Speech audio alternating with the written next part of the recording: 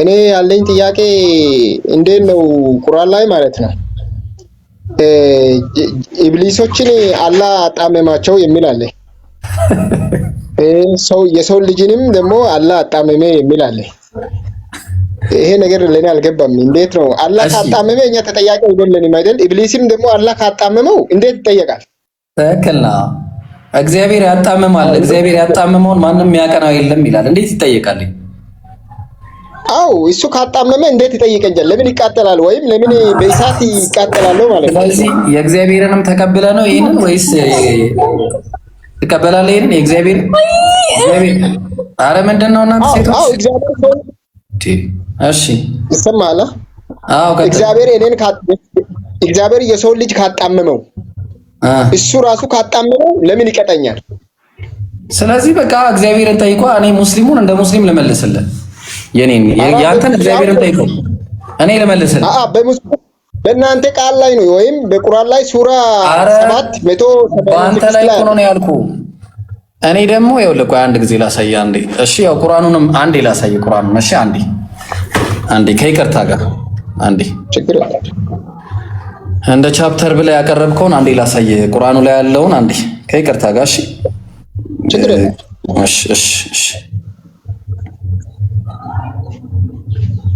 ላወጣት ነው ያው ወጣች።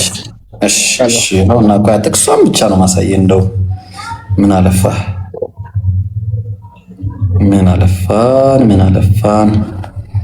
ይቺን ነው አይደል የምትለኝ? ምናልባት ተሳስተ ካልሆነ ማለት ነው። እቺን ጥቅስ ነው የምትለኝ ቁርአኑ ላይ? አው ሱራ 786 ቁርአኑ ላይ ማለት ነው። ምን ይላል? እሱ ጠማማ ያደረገውን አለ አየዋ ማን ሊያቀናው ይችላል አለ። እሺ አየው መጽሐፈ መክብብ ምዕራፍ 7 ቁጥር 13 ላይ ማለት ነው ቁርአን ላይ አየው መጽሐፈ መክብብ ምዕራፍ 7 ቁጥር 13 የእግዚአብሔርን ስራ ተመልከት፣ እሱ ጠማማ ያደረገውን ማን ሊያቀናው ይችላል ይላል መጽሐፉ። ቁርአኑ መጽሐፍ ቅዱሱ ማለት ነው። መጽሐፈ መክብብ መጽሐፍ ቅዱሱ እንደዚህ ይላል። እሺ ስለዚህ ይሄንን አይተኸዋል? መጀመሪያ ይሄን ጥያቄ ስትጠይቅ ይለያያል። ይሄን እንዴት እንደምንለያይ ላሳይ። ይሄን አይተኸዋል? መጀመሪያ ይሄ ምን ማለት ነው? ይሄን አስረዳን እስቲ አንዴ እንወቀው። አዎ ይሄን አይቻለሁ። ምን ማለት ነው? ይሄ እዚህ ጋር የምናገረው የግለሰብ አንድ ግለሰብ ነው። ይሄ ግን ያ ማንን ቆራራ የምን ግለሰብ ነው የምታወራው? እግዚአብሔር አለ። የእግዚአብሔርን ስራ ተመልከት አለ። የማን ስራ ነው ይሄ? ማጥመም የማን ስራ ነው? ማጥመም የማን ስራ ነው? ማጥመም አይልማ እግዚአብሔርን ይላል። የእግዚአብሔርን ስራ ምን ስራውን አሁን ስራው ምን እንደሆነ ልናይ ነዋ። እርሱ አለ። ማን ነው እሱ? እርሱ እግዚአብሔር ራሱ። አዎ ጠማማ ያደረገውን አለ። ምን ያደረገውን? ጠማማ ያደረገውን ማን ሊያቀናው ይችላል አለ። እግዚአብሔር ያጠማል ማለት ነው አይደል? ያጣመማል እግዚአብሔር። ማን ሊያቀናው ይችላል? እሺ ስለዚህ እግዚአብሔር ያጣመማል ማለት ነው። ሰዎችን አጣሞ ያጣማቸዋል አይደለም ነው? አዎ። ስለዚህ ይሄንን እና ታዲያ ይሄንን እያየ ነው እኔ ጋር መተህ ጥያቄ የምጠይቀው የራስህን ይዘህ? አዎ ይሄ አሁን ለምሳሌ እኔ የጠየቅኩም አሁን ይሄንን መልስ መጀመሪያ። እኔ ጋር እንዲህ አይነት ጥያቄ ነው ያልከበ እናንተ ላይ ያለ ጥያቄ እኛ ጋር ይዛችሁ እንዳትመጡ። ይሄን እንዴት ነው የተረዳው? መጀመሪያ መልስ። እዚህም ስላለ ነው። ሁለቱ ቦታ አለ እኮ። እኔ አሁን ጥያቄ የሆነብኝ እዚህም ስላለ የኛን ልመልስልህ። በቃ አመሰግናለሁ። በቃ የእናንተ እግዚአብሔር ያጠማል፣ የኛ አላህ እንዴት እንደሆነ ልንገር። ኢብሊስንም ያጣመመ እሱ ከሆነ ኢብሊስም አይጠየቅም ማለት ነው። ኢብሊስን አላህ አላጣመመው። አንተ ሰውዬ ቆይ አዳምጥ። እሺ ምዕራፍና ቁጥር አንተ 1693 1693 ቆይ 7 ላይ እንምጣ መጀመሪያ እንዴት እንደሆነ ላሳየሽ። እሺ ይኸው በደንብ እዚች ጋር ትንሽ ራቅ ብሎኛል። ላቅርብልህ። ቆይ አንዴ ላቅርብልህ። አላሁ አክበር። ወይኔ ኪታብ ይወደቀ። ቆይ አንዴ። እሺ ችግር የለም።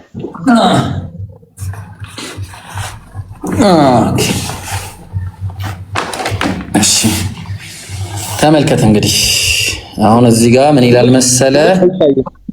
ቆይ የምትፈልገው ቦታ ላይ እኔ የምፈልገው ቦታ ላይ ሰፋ አድርጌ ያሳያለሁ። አብሽር ምን እንዳለ ማለት እሺ ቃለ እንዙርኒ ኢላ የውሚ ዩብዐሱን ቃለ ማ መነዐከ አላ ተስጁደ ሊላህ። እሺ ያው አሁን እዚህ ጋር እሺ አንዴ እቺን ስክሪንሾት ላድርግና እንደዚህ አድርጌ ላሳይህ። እሺ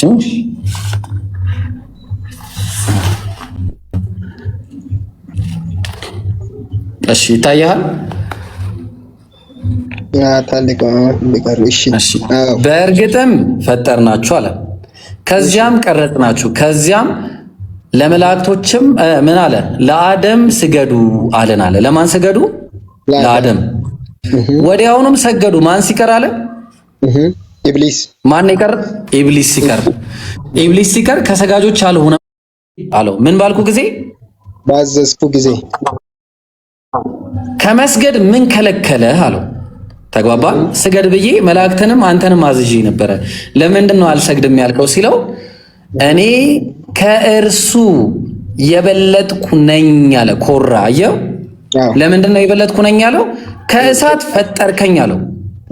እሱን ግን ከጭቃ ፈጠርከው። እንዴት ከእሳት ፈጥረኝ እኔ አንተ እኔ እሱን ደግሞ ከጭቃ ፈጥረው እንዴት ከጭቃ ለፈጠርከው እሰግዳለሁ ሲለው ከዚህ በኋላ ጠመመ ማለት ነው። ምን ሆኖ ነው የጠመመው? አልታዘዝ ባይ ሆነ።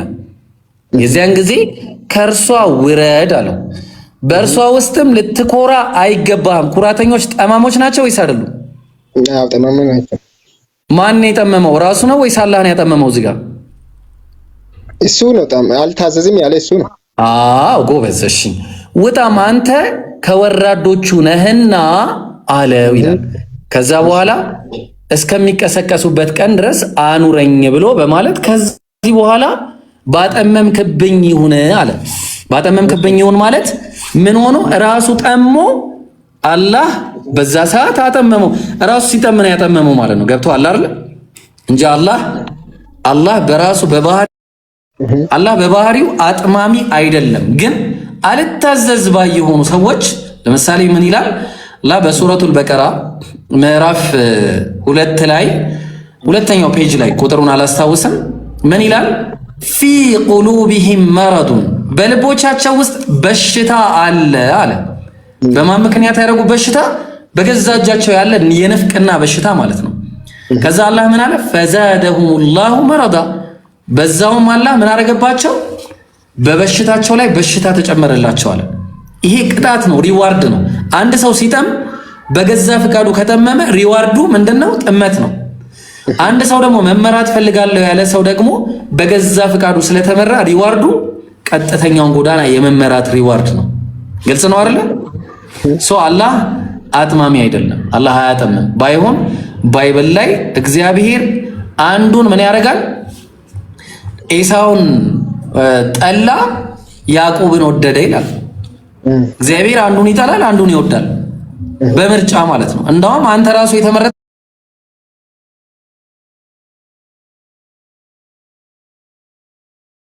በምርጫ ነው አይደል እንዴ?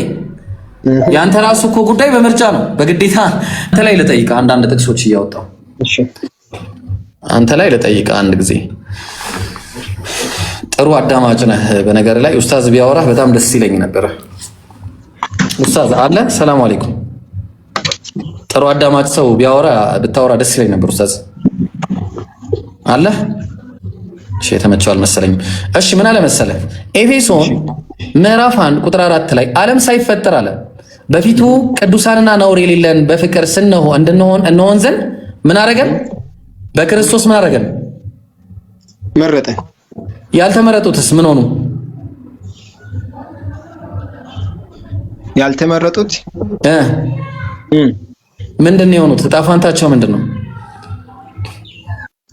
ያልተመረጡት ለገሃነም ነው የሚሆነው እኮ። መጀመሪያ አየው ዓለም ሳይፈጠር ነው ግን የተመረጡት እነዚህ አየው። ስለዚህ ዓለም ሳይፈጠር የተመረጠ አለ፣ ዓለም ሳይፈጠር ደግሞ ያልተመረጠ ለገሃነም የፈጠረው አለ ማለት ነው። ቀጠለ። እንደ ፈቃዱ ምክር ሁሉን የሚሰራ እንደ እርሱ ሐሳብ አስቀድመን የተወሰንን በክርስቶስ ደግሞ ርስን ተቀበልን አለ። አስቀድመን ምን ያለን? ርስን ተቀበልን። አስቀድመን የተወሰንን አየህ፣ ውሳኔ መጀመሪያ ነው ያለው። ሮሜ ምዕራፍ 9 ቁጥር 11 ላይ ምን አለ?